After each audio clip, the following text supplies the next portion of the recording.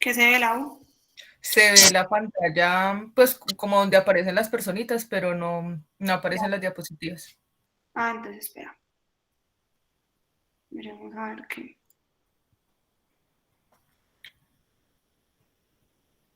Mm, tan raro.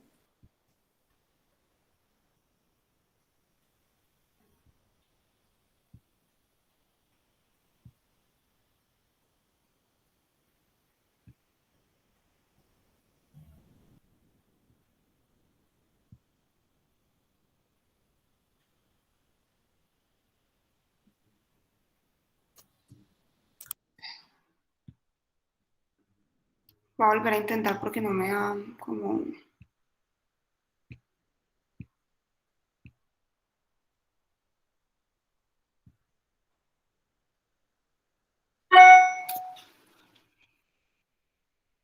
Ahí, Sigue viéndose igual, Mario. tan raro. Solamente. Tienes que presentar toda tu pantalla si la presentación está en PowerPoint. Si la presentación está en Drive, puedes presentar la ventana. No, si Entonces, puedo creo tener que como mi pantalla, pues si pongo, plateras, compartir, como siempre. Dale compartir todas las pantallas, pues como todas Sí. las ventanas. Pero el problema es que no me sale acá la opción de, pues me sale solamente como la opción de acá. Espérame si algo la abro en Drive más fácil. ¿Para qué?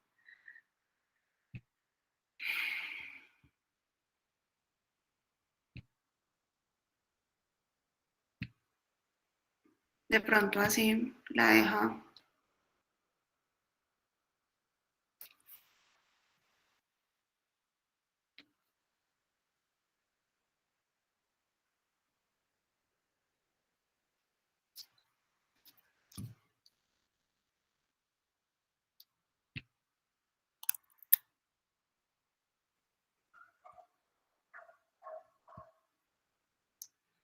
Compartir, pero no entiendo. Y siempre hacemos lo mismo y hoy no deja. Bueno,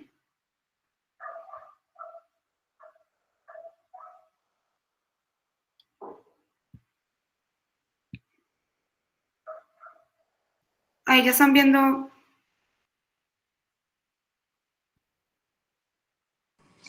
Sí, doctora. Listo. Ahora sí, ¿cierto? Sí, María, ya se ve. Listo, perfecto. Bueno, buenas tardes para todos. Mi nombre es María Fernanda Estrada, soy médica de la Universidad del Rosario. Actualmente estoy en primer año de la residencia de pediatría de la Universidad del Quindío y hoy vamos a hablar de embriología del sistema nervioso central. Es un tema un poco largo, vamos a tratar de hacerlo medianamente corto. Vamos a hablar primero del desarrollo de la médula espinal, después del desarrollo del cerebro, de la regulación molecular del desarrollo cerebral, los nervios craneales y por último el desarrollo del sistema nervioso autónomo. Entonces, para iniciar, pues sabemos que el sistema nervioso aparece en el inicio de la tercera semana.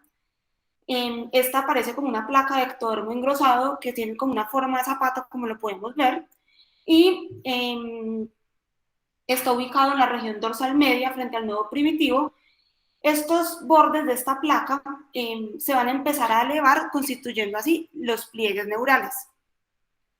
Posteriormente, al avanzar en el desarrollo, estos pliegues neurales se van a aproximar el uno al otro en la línea media y por último se van a fusionar para constituir el tubo neural, que va a empezar, por decirlo así, su plegamiento para cerrarse en sentidos cefálico y caudal. Cuando la fusión inicia en la región cervical, este va a continuar, como les dije anteriormente, en el sentido cefálico. Cuando inicia esta fusión, los extremos del tubo abierto constituyen tanto el neumoporo anterior o el craneal como el neuroporo posterior. Estas dos se van a comunicar con la cavidad amniótica circulante. El cierre del neumoporo anterior sigue en dirección craneal desde el punto de cierre y el cierre final del neumoporo ocurre alrededor de cuando esta placa ya lleva 18 a 20 somitas, que es más o menos el día 25, y el neuroporo posterior va a ocurrir 3 días después, es decir, más o menos al día 28. Bueno, Ah, pero acá no me salen las animaciones, ¿cierto? Mm, Porque creo que ahorita más adelante sí vamos a tener problemas con que no me salgan las animaciones. Espérenme un segundo, antes de seguir.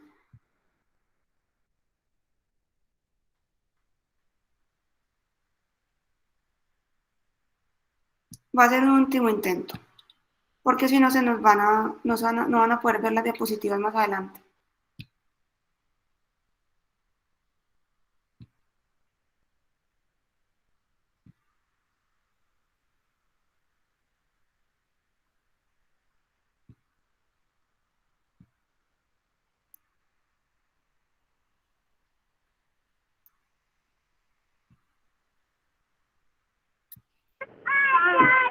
¿Y será que si compartes, envías la presentación y la presentamos desde otro lado, a ver si funciona mejor? Sí, Lau, ¿tú me ayudas?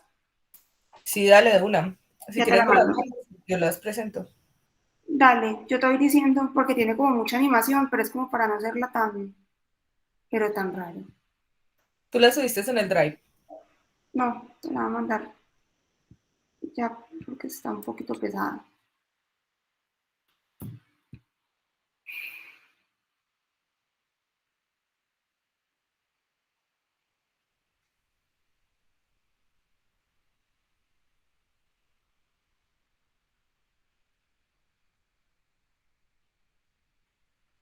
O quieren que sigamos así, como quieran. Si tienen...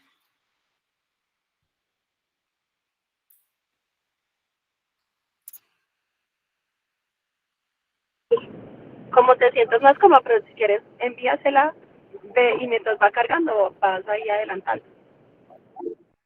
Listo.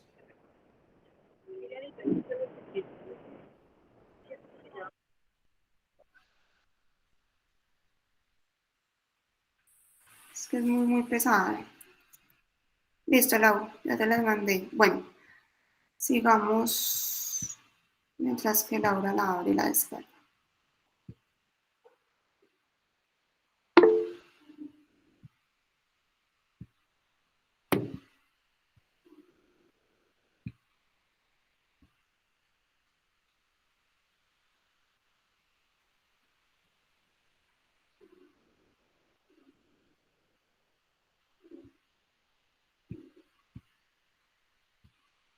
Ya están viendo, ¿cierto?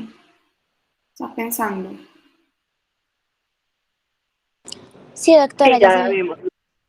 Bueno, María, ya me entonces... descargaron. Ah, listo, dale. Entonces dale tú ya para no interrumpir.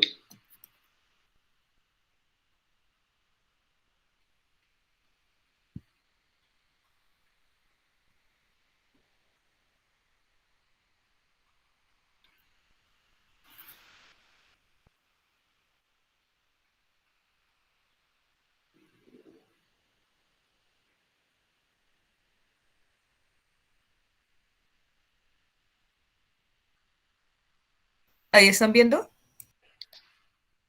Sí, ya.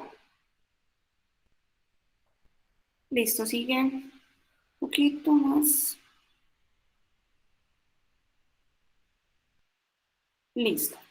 Entonces ya aquí vemos que en el extremo cefálico del tubo neural se muestran tres dilataciones que son las vesículas cerebrales primitivas. En primer lugar, vemos que tenemos el prosencéfalo, el mesencéfalo y el romboencéfalo. El prosencéfalo es también denominado el cerebro anterior, el mesencéfalo es el cerebro medio y el romboencéfalo el cerebro posterior. De esta misma manera tenemos adicionalmente dos plegamientos. Uno, el plegamiento cervical, que está en la unión entre el romboencéfalo y la médula espinal, y el plegamiento cefálico, que es la unión en la región del mesencéfalo. Sigue la U. Listo. Sí. A las 5 semanas de desarrollo, las vesículas cerebrales primitivas se van diferenciando ya a vesículas secundarias. Esas vesículas secundarias se caracterizan por ser y por formar el telencéfalo, el diencéfalo y el mesencéfalo. El telencéfalo, si quieres ver, tiene varias animaciones. Sigue. Entonces, del prosencéfalos se van a diferenciar el telencéfalo y el diencéfalo.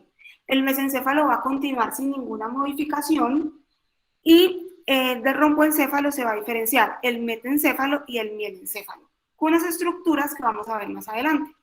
Adicionalmente, vamos a tener el istmo romboencefálico, que va a separar el mesencéfalo del metancéfalo, y el pliegue pontino marca el límite entre el metencéfalo y el mielencéfalo. ¿Sigue? Hablando ahora de la diferenciación de la médula espinal, entonces la pared del túbulo neural, cuando se acaba de cerrar, principalmente está constituido por células neuroepiteliales. Estas células se distribuyen en todo el espesor de la pared y van a formar algo denominado el epitelio pseudoestratificado grueso. Estos se van a conectar por unos complejos de unión y durante la etapa que se crea el surco neural, inmediatamente tras el cierre de este tubo, se van a dividir con mucha rapidez y van a formar las células neuroepiteliales. Que todo esto en conjunto va a llamarse la capa neuroepitelial o neuroepitelio. Como lo habíamos mencionado, cuando el tubo se cierra, esas células empiezan a transformarse, generando ya como un núcleo grande, redondo, con nucleoplasma pálido, y un núcleo que ya se va a tener oscuro, como se ve acá, que posteriormente van a terminar diferenciándolo o generando las células neurosas primitivas, o también llamadas neuroblastos. Bueno, los neuroblastos de los que acabamos de hablar, síguela y vas poniendo las animaciones si quieres, van a formar la capa de manto. Esta capa de manto, posteriormente, más tarde, va a formar la sustancia gris de la médula espinal. Pero esta capa más externa, la capa marginal, sigue.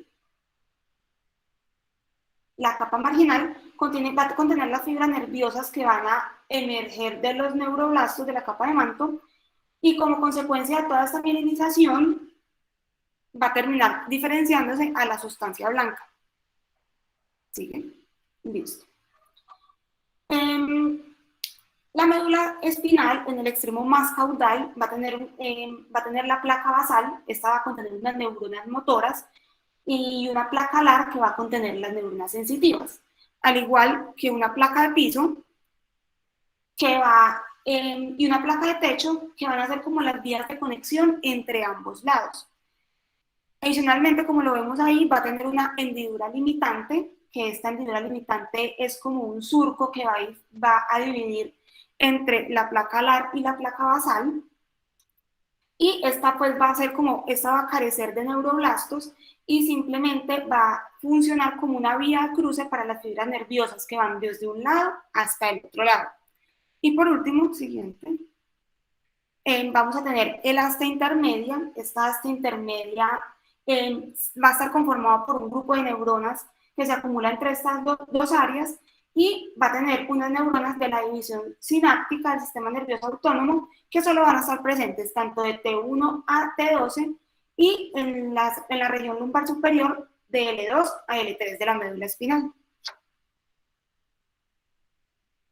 Ya cuando hablamos de las células, entonces tenemos que los neuroblastos van a ser las células nerviosas más primitivas.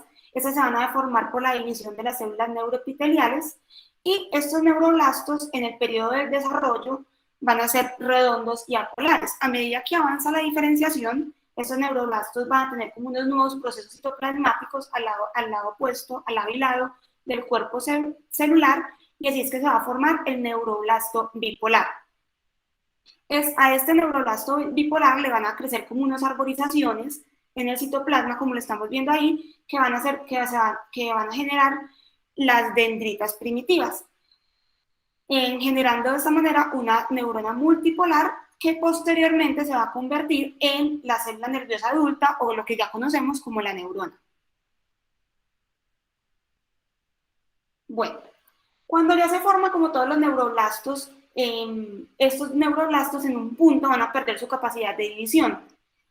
Los axones de las neuronas de la placa basal van a atravesar la zona marginal y pueden observarse en el espectro ventral de la médula espinal. Estos los vamos a conocer como la raíz ventral motora del nervio espinal, que va a conducir los impulsos motores. ¿Desde dónde? Desde la médula espinal hasta los músculos. Síguela si quieres y vas poniendo las animaciones. Los axones de las neuronas de la asta dorsal, de la placa sensitiva, se van a comportar distinto a las de la asta ventral. Esas van a penetrar por la capa marginal de la médula y se van a dividir a niveles más altos y más bajos, convirtiéndose en neuronas de asociación. ¿Sigue? Listo. Para hablar de las neuronas de la glía, entonces vemos aquí que las células neuroepiteliales se van a diferenciar al glioblasto, y este glioblasto posteriormente se va a diferenciar en el astrocitoma protoplasmático y el astrocito fibrilar. Estos van a estar ubicados en la capa de manto y en la capa marginal. Posteriormente, este glioblasto se va a diferenciar a la oligodendroglía, que va a estar en la capa marginal, y ya durante la segunda mitad del proceso del desarrollo se van a generar las células de la microglía, que las células de la microglía son, como sabemos, las que tienen la capacidad fagocítica en el sistema nervioso. Sigue. Ya durante las células de la cresta neural, durante toda la evolución, estas células, como sabemos, son de origen ectodérmico, se van a dividir en todo lo largo del tubo neural y van a migrar en dirección lateral y van a dar origen a los ganglios sensitivos. Esos ganglios sensitivos van a corresponder a los nervios espinales y de los nervios espinales y a otros tipos de células. Ya posterior, estos en el desarrollo, sigue para que les vayan apareciendo. Adicionalmente, de las células que migraron hacia la cresta neural, vamos a tener que se van a diferenciar a neuronas de la raíz dorsal, neuroblastos autónomos, células de Schwann, células pigmentadas, odontoblastos de las meninges y mesénquima de los arcos faringeos. Listo. Ya hablando ahora de los nervios espinales, estas son fibras nerviosas motoras, estas empiezan a aparecer durante la cuarta semana. ¿Sigue? Entonces sabemos que desde la placa basal van a salir las astas ventrales de la médula espinal. Estas fibras se unen ya a las raíces nerviosas ventrales, y las raíces nerviosas dorsales se contienen las fibras sensitivas, que se originan a raíz de los cuerpos de las células nerviosas ubicadas en la médula espinal y de los ganglios de la raíz dorsal formadas por las células de la cresta neural. Todo esto nos lleva a saber que, sigue, lo que le estaba mostrando, se unen a procesos formando el nervio espinal, sigue. Los nervios de la raíz ventral aportan también inervación motora, también contienen fibras sensitivas, y posteriormente vamos a tener que esto va a llevar a inervar la rama primaria dorsal, va a inervar la musculatura axial dorsal, las articulaciones vertebrales y la piel de la espalda. Y las ramas primarias ventrales van a llevar a inervar las extremidades de la pared anterior del cuerpo y forman los plejos nerviosos principales, que es el plejo braquial y el plejo lumbosacro. Ya hablando de la mielinización, pues sabemos que las células de Schwann van a migrar por la cresta neural, son derivadas, de la cresta neural, van a migrar a la periferia. Estas se van a arrollar en los axones para formar las vainas del neurilema.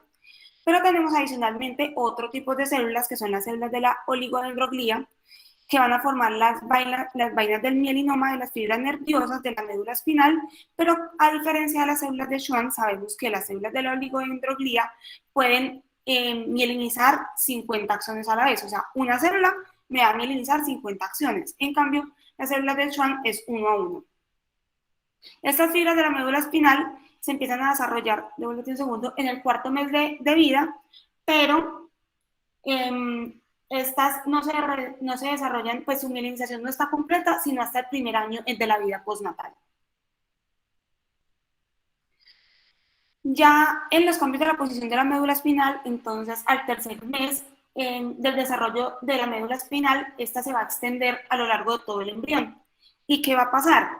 Lo que pasa es que, sigue, los nervios espinales van a pasar por los forámenes intervertebrales en su nivel de origen, pero llega un punto en que las vértebras y la dura madre va a crecer a un ritmo más acelerado de lo que crece la médula espinal. Entonces esto hace que el extremo terminal de la médula de manera gradual se empiece a desplazar hacia un nivel más alto, generando así, como vemos en la imagen B, que tengamos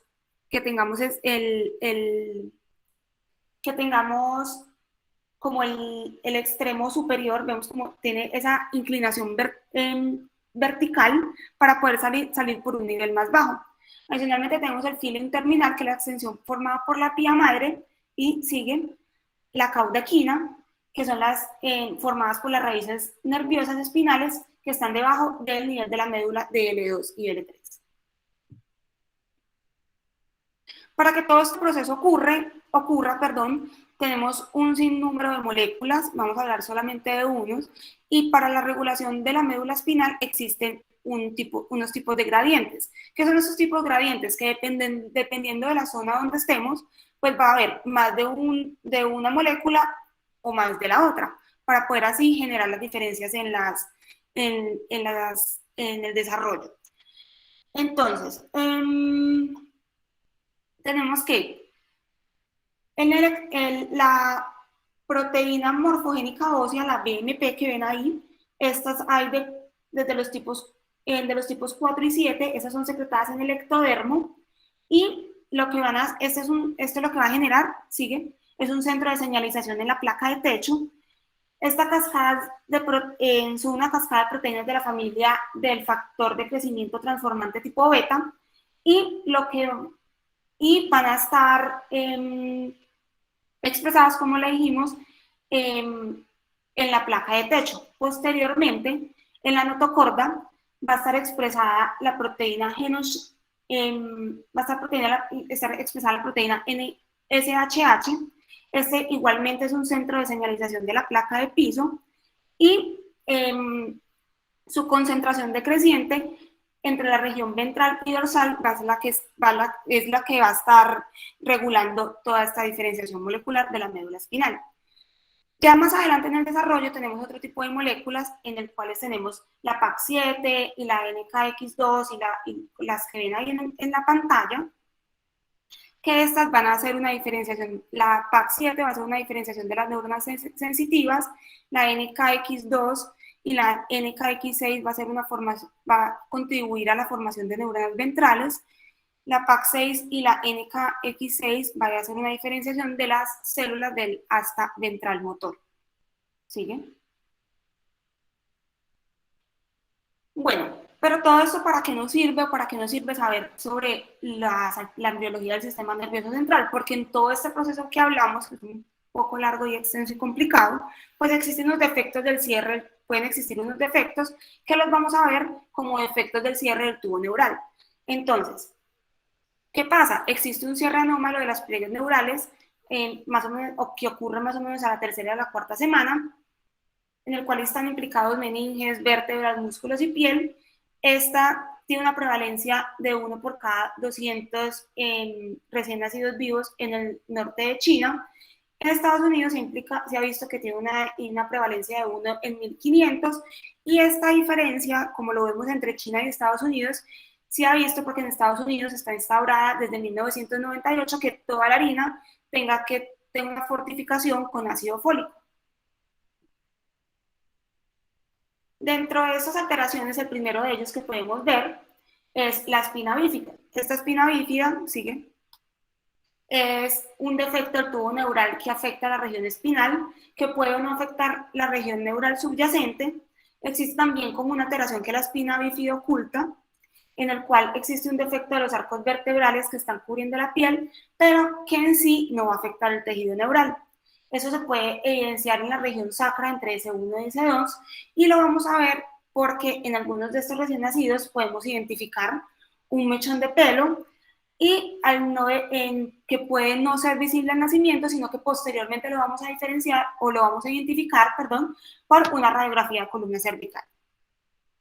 Sigue. Bueno. El meningocele y el mielomeningocele son unas alteraciones también de un defecto del cierre del tubo neural, se ubican en la región lumbosacra.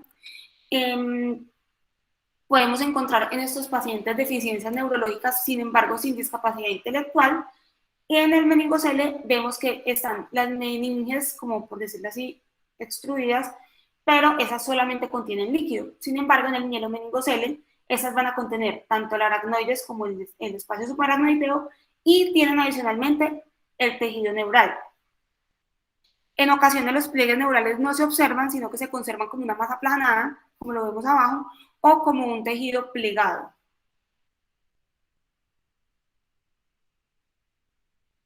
Listo. El 80-90% de los niños que nacen con alteraciones del defecto del cierre del tubo neural van a desarrollar la hidrocefalia. Esta hidrocefalia normalmente siempre va a requerir intervención y a menudo está muy relacionado con la malformación de Arnold-Chiari. Esta malformación es cuando hay una herniación del cerebro, entonces se produce porque la médula ósea está fija dentro de la columna vertebral y en el crecimiento esta hace como si la empujaran, obstruyendo de esta forma el drenaje del líquido cefalorraquídeo. Esto va a derivar a hidrocefalia y derivación que solamente puede ser solucionada por medio de la derivación ventriculoperitoneal. La espina bífida que vimos anteriormente puede diagnosticarse antes del nacimiento mediante el ultrasonido o mediante la cuantificación de la alfa-fetoproteína en suero materno. Y también la pueden realizar en líquido amniótico. Ese se puede hacer, las vértebras pueden visualizarse a las 12 semanas de gestación y ya desde las 12 semanas podemos ver ya como todos los defectos del cierre de los arcos vertebrales. Sabemos todos que ya pues hay muchas cirugías, las cuales se hacen cirugías in útero desde las 12 semanas para la corrección previa al nacimiento de este tipo de defectos. Entonces, todas estas etiologías son de origen multifactorial, pero sin embargo se han identificado algunos factores que están asociados con el desarrollo de los defectos del tubo neural, como lo son la hipertermia, la hipervitaminosis A y el uso de ácido valproico durante la gestación. Se ha demostrado, que tener un hijo afectado aumenta la probabilidad de tener un segundo hijo también con la misma alteración, pero para esto se usa el ácido fólico a dosis de 400 microgramos día, en el cual se ha visto que usarlo disminuye en un 50-70% la incidencia de efectos del tubo neural. Adicionalmente, se ha visto adicional que el uso de ácido fólico disminuye la incidencia de los trastornos del espectro autista y que se recomienda tomarlo en todas las mujeres en edad reproductiva, ya que se tiene establecido que alrededor del 50% de todos los embarazos son no planeados. Para las mujeres que ya han tenido un primer episodio de un hijo con trastorno, pues con alteración del defecto del cierre del tubo neural, la recomendación son 400 miligramos de ácido fólico por día previamente a la gestación y luego son 4.000 microgramos de ácido fólico en los primeros 3 meses del embarazo. Ahora vamos a hablar del desarrollo del cerebro. Para el desarrollo del cerebro tenemos que tener claro que el cerebro se va a diferenciar en tallo cerebral, que está integrado por el mielencéfalo, el puente del metencéfalo y el mesencéfalo, y de los centros superiores, que está dividido en cerebelo y en los hemisferios cerebrales. Como lo habíamos hablado anteriormente, el romboencéfalo o cerebelo posterior, se va a dividir durante el desarrollo del mielencéfalo, que es el más caudal de todas las vesículas cerebrales, y el metencéfalo, que ese se va a extender desde el pliegue pontino hasta el istmo romboencefálico. ¿Sigue? Vamos a empezar hablando del mielencéfalo. Entonces, ¿sigue? El mielencéfalo da origen al bulbo raquídeo.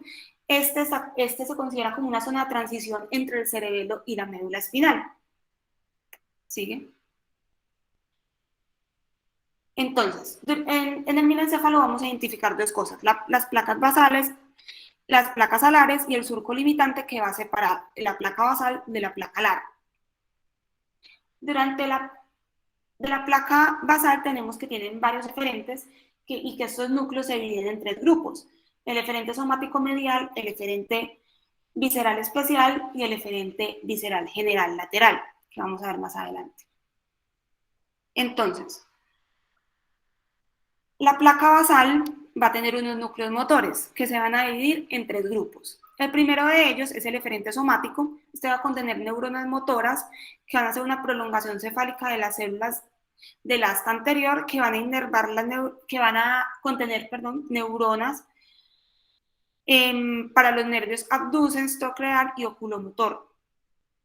Por otro lado, tenemos el eferente visceral especial. Ese se extiende al interior del metencéfalo y va a formar la columna eferente motora visceral especial, que va a contener las neuronas de los nervios accesorios vago y glosofaríngeo.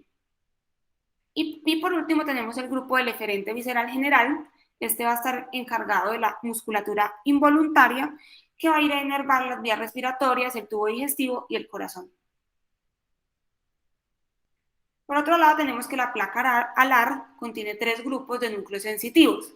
El aferente somático sensitivo general, que va a contribuir a la sensibilidad del dolor, la temperatura, el tacto, a partir de la faringe por el nervio glosofaríngeo. Adicionalmente, el aferente especial, que va a contribuir a los impulsos de las papilas gustativas de la lengua, paladar, orofaringe, epiglotis y del nervio vestíbulo coclear.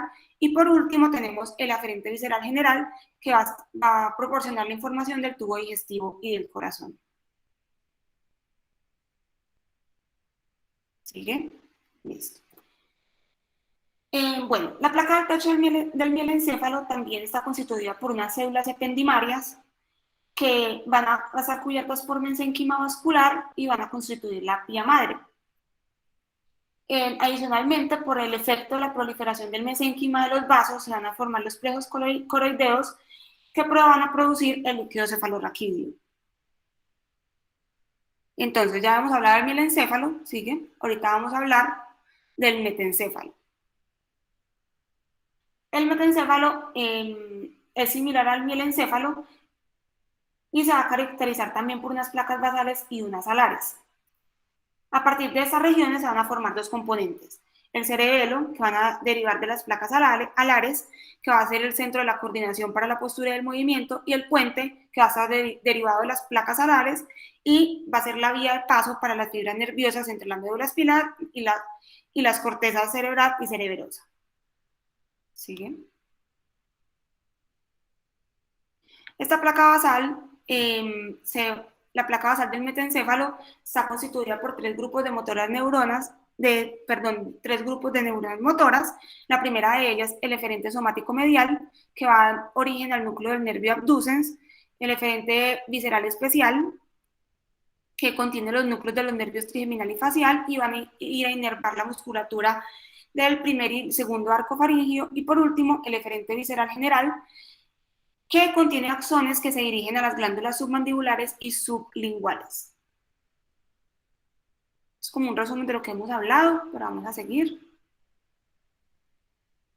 Entonces,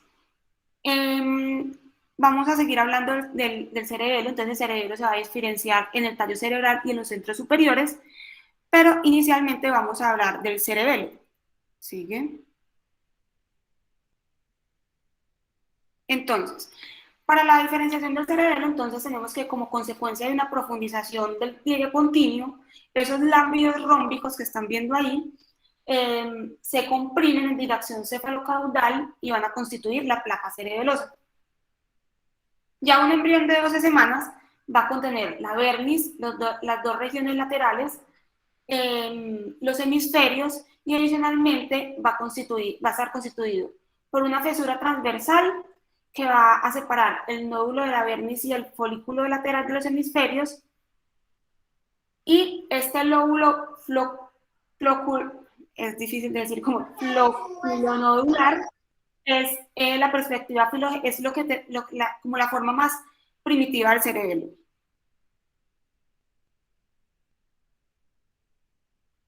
Ya la placa cerebelosa como tal está constituida por células de las capas neuroepiteliales y del imanto y la capa marginal. Esta posteriormente va a ir a formar la capa granulosa externa. Estas capas de la granulosa externa en el sexto mes de desarrollo van a ser como una migración hacia el interior y las células del Purkinje van a hacer una migración hacia el exterior y van a dar origen a las células de la capa granulosa interna. Siguiente. Bueno, el mesencéfalo, el cerebro medio, también contiene dos grupos de núcleos motores. El primero de ellos va a ser el eferente somático medial, que va a estar representado por los nervios oculomotor y el troclear, y este va a inervar la musculatura del ojo. Y el segundo de ellos va a ser el eferente visceral general, este es más pequeño, y va a estar representado por el núcleo de Eden-Westphal, que va a ir a integrar el esfínter de la pupila. Adicionalmente, ya en este momento tenemos el pedúnculo cerebral, que es la capa marginal de la placa basal. O sea, la capa marginal de la capa basal va a crecer y va a formar el pedúnculo cerebral. Listo. Entonces tenemos que el del protoencéfalo o el cerebro anterior, vamos a tener el telencéfalo y el diencéfalo. Del telencéfalo van a estar originados los hemisferios cerebrales, y del diencéfalo vamos a tener todas las estructuras que ven en pantalla. Entonces vamos a empezar hablando por el diencéfalo. Bueno, el diencéfalo contiene la placa de techo y la epífisis. Ese se desarrolla como una porción medial del prosoencéfalo. La placa de techo va a originar el plejo coroideo, el tercer ventrículo y dos placas alares, y la región más caudal de esta placa de techo va a originar el cuerpo pineal o la epífisis. De la placa alar, tálamo y hipotálamo que tiene el diencéfalo, entonces tenemos que de las placas alares se van a formar las paredes laterales del diencéfalo, del surco hipotalámico. Ese surco hipotalámico va a dividir la placa en región dorsal y ventral, y de la placa de la región dorsal se va a originar el tálamo, y de la placa de la región ventral se va a originar el hipotálamo. El hipotálamo es el que regula las regiones nucleares, tiene regiones nucleares, que regulan funciones viscerales, como el sueño, digestión, temperatura y las emociones. Listo. Y del diencéfalo, sabemos que de las células de las bolsas de arranque se va a originar la adenohipófisis y la pars tuberalis. De la parte posterior de esta bolsa de arranque se va a originar la pars intermedia, y el infundíbulo va a dar origen al tallo y a la neurohipófisis. ¿Siguen? Ahorita vamos a hablar del telencéfalo. El telencéfalo va a estar se divide en dos, o va a dar origen a los hemisferios cerebrales y a la lámina terminal. Esos hemisferios cerebrales son cavidades que están comunicadas por el foramen interventricular o el moro.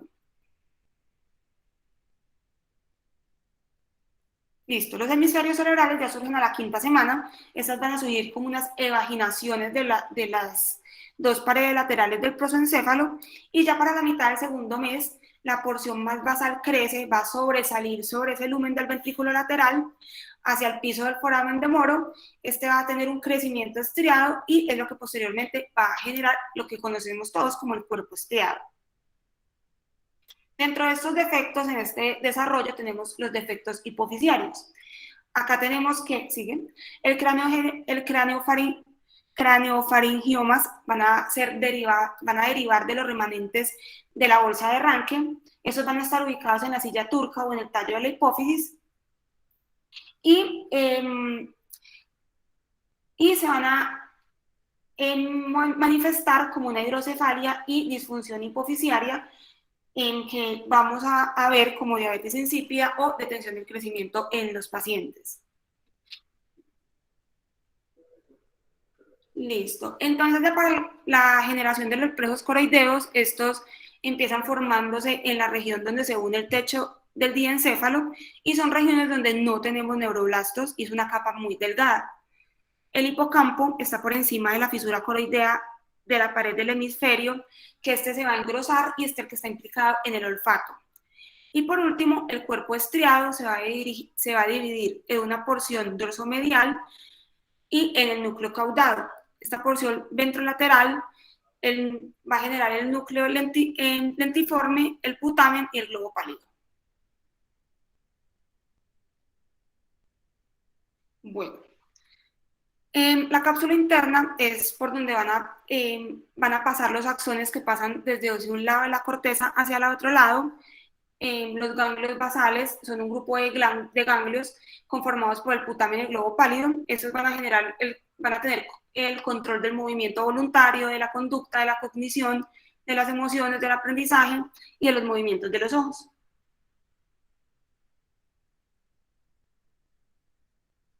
Listo.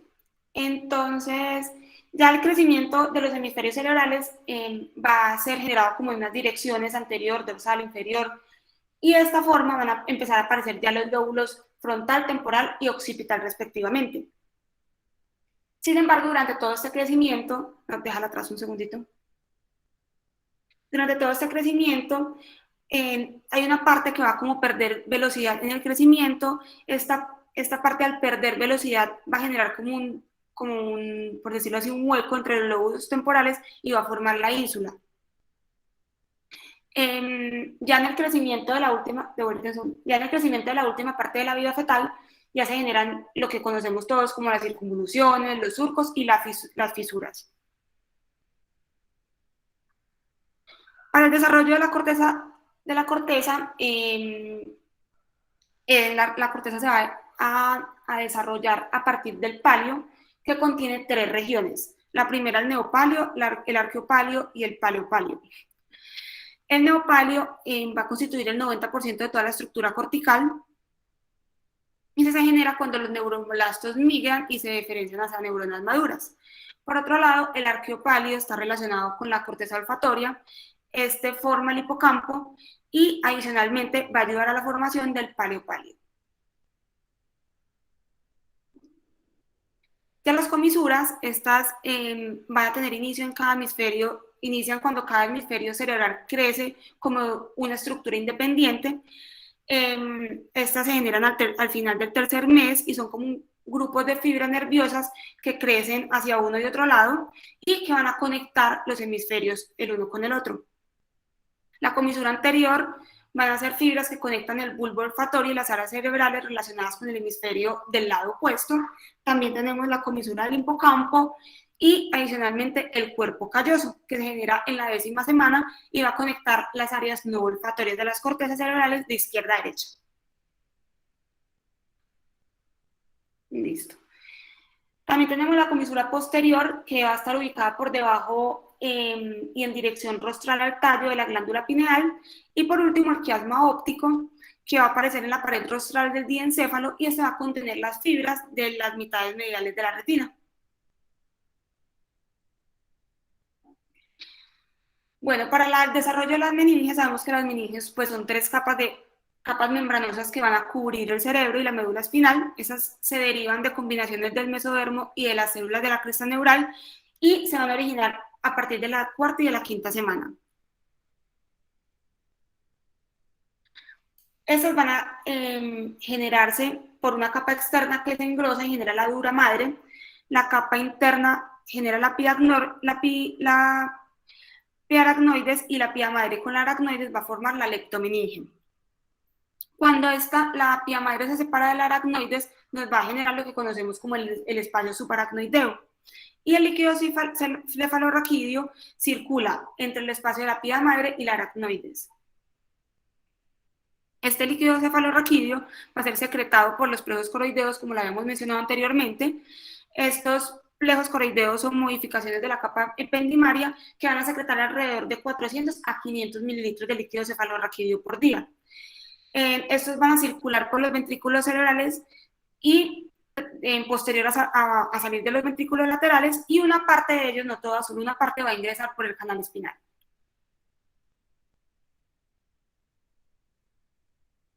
Ya para la regulación molecular del desarrollo cerebral, entonces tenemos que cuando se establece la placa neural, vamos a tener expresados unos genes de homosecuencias en la notocorda, en la placa precordal y en la placa neural. ¿Sí? Estos genes van a estar expresados en la región del romboencéfalo, el cual se divide en 8 regiones denominadas rombómeras. Estas rombómeras van a tener en distintos patrones de expresión de estos genes HOX que van a regular toda la diferenciación del desarrollo cerebral. Adicionalmente, se ha visto que esta regulación está el ácido retinoico está implicado en la regulación. Ellos por decirlo así, el ácido retinoico va a decir dónde se expresa más o menos genes para la diferenciación. Cuando ya hablamos de la regulación molecular, al día 18 se empiezan a expresar estos genes que ven en pantalla. Cada uno está implicado en una distinta función, por ejemplo, del gen SHA, de la molécula SHH va a inducir la expresión de otra molécula que va a estar implicada en el desarrollo hipotalámico, y así sucesivamente, como ven en pantalla, cada uno está implicado en un proceso distinto. Listo. Para los nervios craneales, para el desarrollo de los nervios craneales, estos empiezan su diferenciación alrededor de la cuarta. ¿Sigue? Ya, para el desarrollo de los nervios craneales, a la cuarta semana, ya todos los núcleos de los 12 pares craneales están formados, excepto el nervio craneal 1, 2 y 3, que se está formado por fuera del romboencéfalo. En las rombómeras que vimos anteriormente es donde están ubicados todos los núcleos motores de los nervios que ven en pantalla. Siguiente. Y lo mismo, ¿por qué debemos saber de los defectos craneales? Porque nos podemos ver enfrentados a pacientes como este que vemos con diagnóstico de una holoprosencefalia. Este es muy raro encontrarlos, se producen más que todos en abortos tempranos, pero cuando logran, por decirlo así, nacer,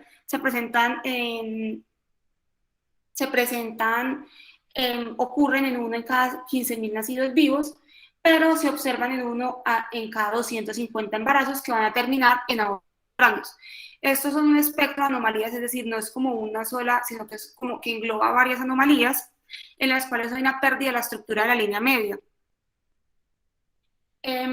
Aquí podemos ver, por ejemplo, la holoprosencefalia alobar, que es cuando tenemos una vesícula telencefálica con una deficiencia de la línea media.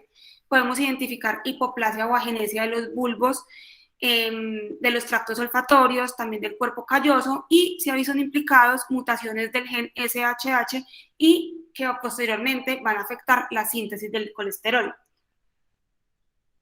¿Sigue?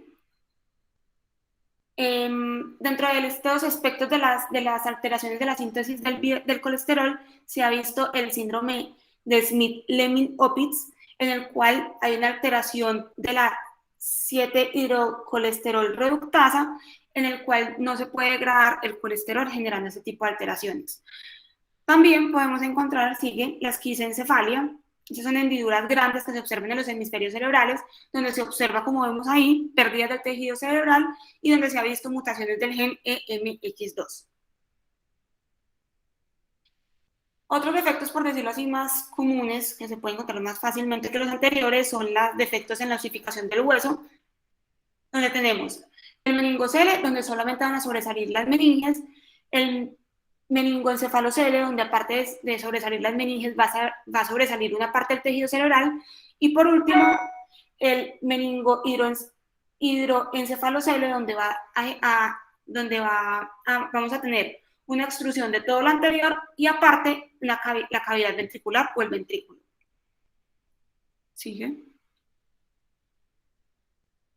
Listo. Dentro de los defectos craneales tenemos el primero, es la exquisencefalia. Este se genera por una falta del cierre de la porción cefálica del tubo neural, en el cual la bóveda craneana no está formada. ¿Sigue? La anencefalia es cuando ya este tejido queda expuesto, este se va a degradar generando una masa de tejido necrótico. en el cual se puede evidenciar porque este feto no va a tener como el reflejo de deglución, y entonces en los últimos 2 meses vamos a tener polidráminos.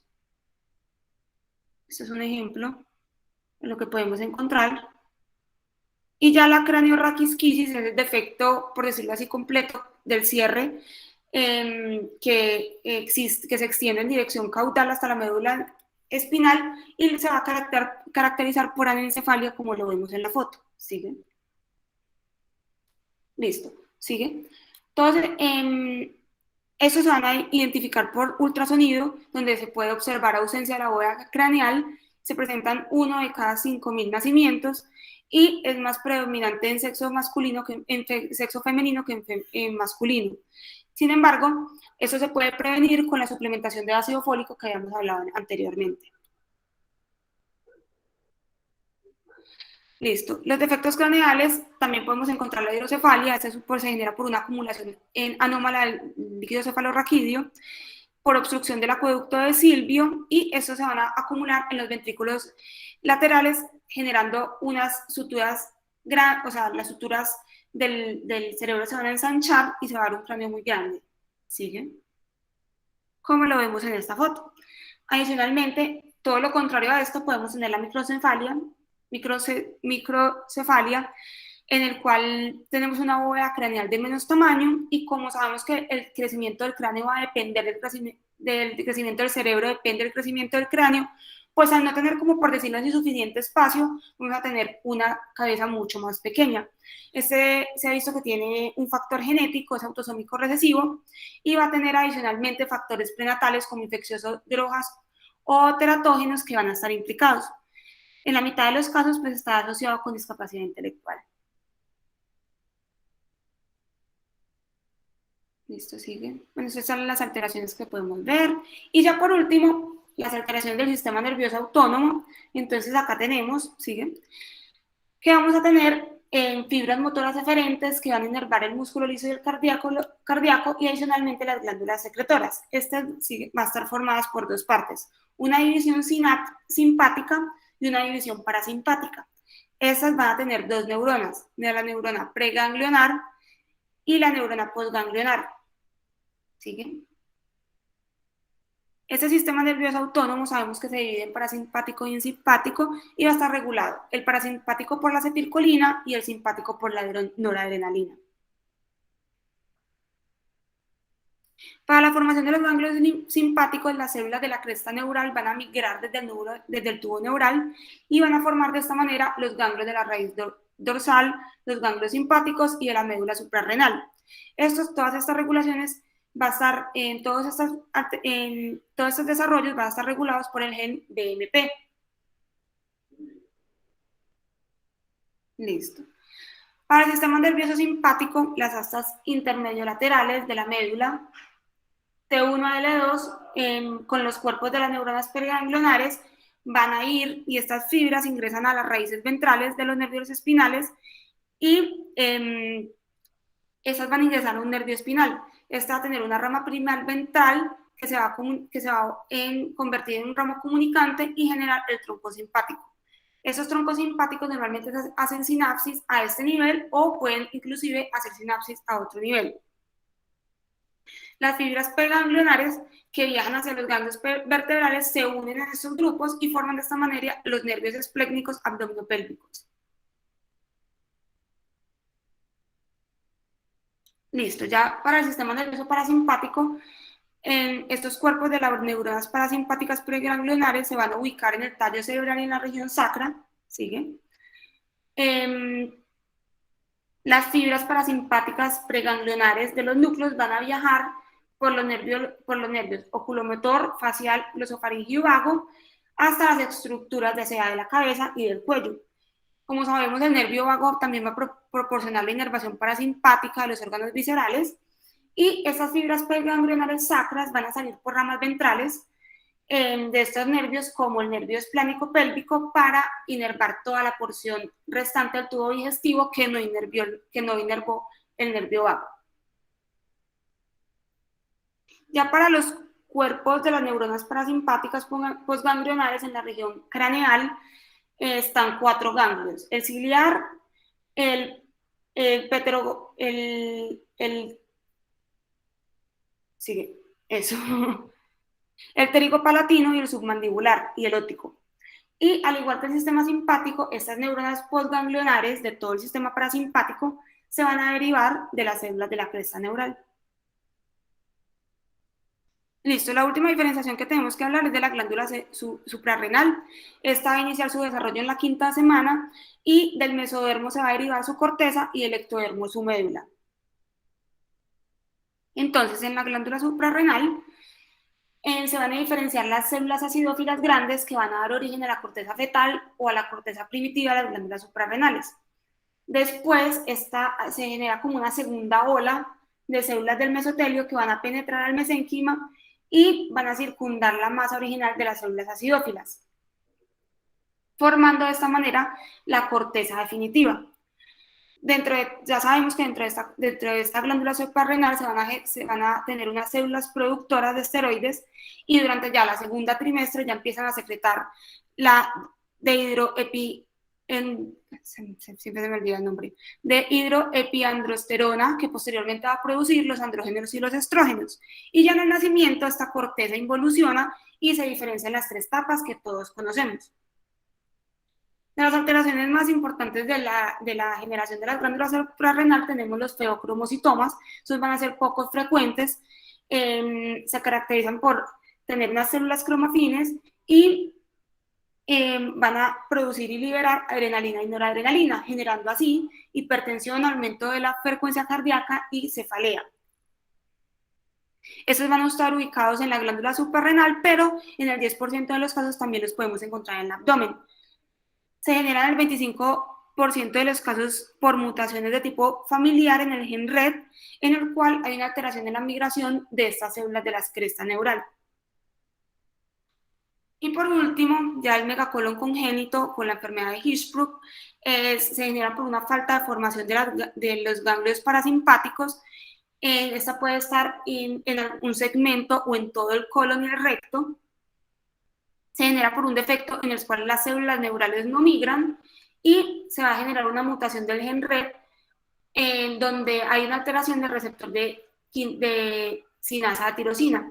¿Esto qué pasa? Va a generar que se inhibe la migración y no hay ganglios parasimpáticos, y en el 80% va a estar implicado tanto el recto como el sigmoide, que vamos a evidenciar en estos pacientes una dilatación de la región proximal de la que esté afectada y va a tener un diámetro escaso por la contracción de la musculatura que no tiene inervación, es decir, todo el tiempo va a estar contraída. Y ya, muchas gracias.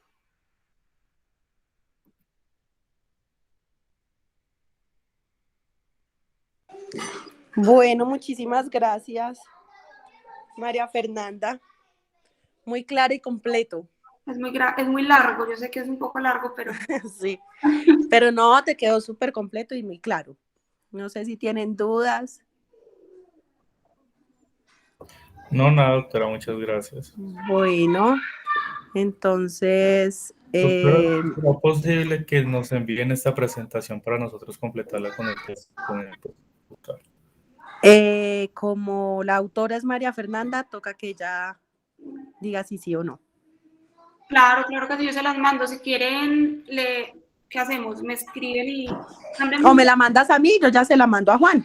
Ah, listo, ya se la mando a la otra y ya se la reenvío. Bueno, listo, niños. Entonces, ya damos por terminadas nuestras sesiones. Espero que hayan aprendido algo y que sigan aprendiendo mucho más en este resto de semestre. Doctora, muchísimas gracias. Doctora. Bueno, ustedes. Ay, fue Laura. Gracias, doctora. Laura fue la que me dijo para lo del curso de sábado.